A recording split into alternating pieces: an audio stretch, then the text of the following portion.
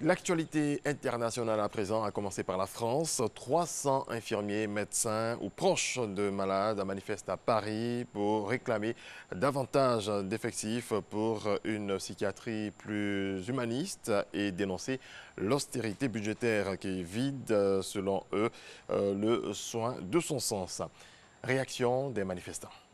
Nous, on marche autour de 120% d'occupation des lits, ce qui veut dire qu'on a des patients qui dorment sur des matelas qui sont posés par terre, qui n'ont pas accès à des placards, des chambres de 2 lits qui sont transformées en chambres de 3 lits. Plus de soignants autour d'un patient, ça réduit les passages à l'acte, ça permet d'accompagner le patient dans des moments d'agitation. Mais après, la psychiatrie, c'est pas uniquement ça, hein, c'est aussi passer du temps en médiation, en activité avec le patient, prendre du temps pour être dans l'échange, pour être dans la relation.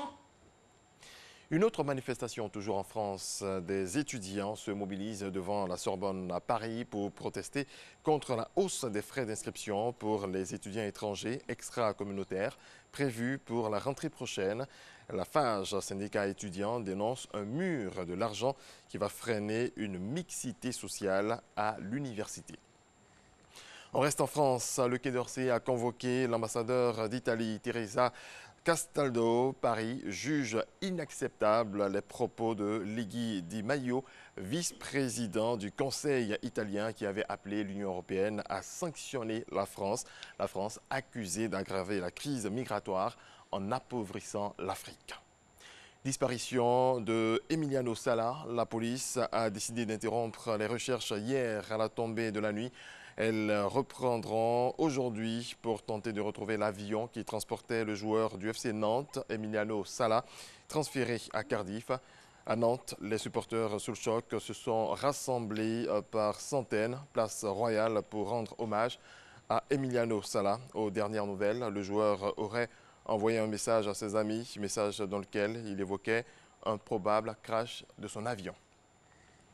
Le Paris Saint-Germain écope d'une amende ferme de 100 000 €, soit plus de 65 millions de francs CFA, dans l'affaire du fichage ethnique révélée par les Football Leaks. C'est ce qu'a annoncé hier la commission de discipline de la Ligue, suivant les réactions après la sanction.